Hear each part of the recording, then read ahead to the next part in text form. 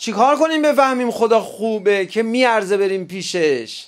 چیکار کنیم بفهمیم خدا خوبه، حس کنیم خوب بودن خدا رو؟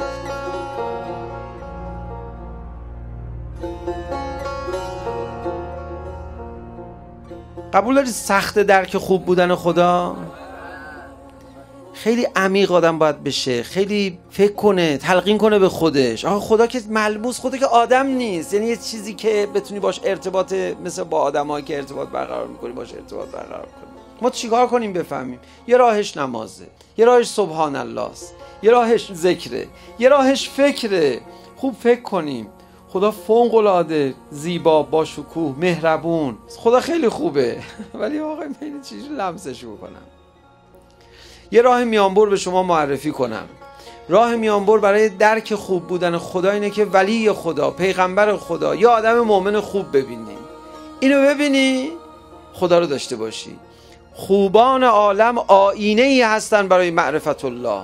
تو زیارت جامعه میگیم ما به واسطه شما خدا رو شناختیم. شما اینقدر خوبی، شما اینقدر تو دل برویی، شما اینقدر جذابی. خدای تو ببین چجوریه. روشی که ائمه هدا خودشون پیش میگرفتن. امیرالمومنین برگشت به اون رفیقش، کمی کسالت داشت، فرمود میدونی شما محزون میشی، ناراحت میشی، ما به خاطرت محزون میشیم. میدونی شما مریض میشیم، ما به خاطرت مریض میشیم. آقا تا حالا شده کسی به خاطر شما مریض بشه؟ طرف داشت قش میکرد جلو امیرالمومنین، گفت آقا فقط برای من اینجوری هستید یا برای همه دوستاتون؟ فرمود همه دوستانمون، ما اهل بیت اینجوریم. بعد امیرالمومنین بلافاصله بعدش میفرمودن و خدای من علی بیشتر از من به شما علاقه داره. اهل بیت میان وسط خدا رو برای ما اثبات کنن. آقا جون شما اینقدر خوبی. وقت کسی چشمشو به اهل بیت ببنده، تکبر بکنه، راه فهم خدا رو بسته.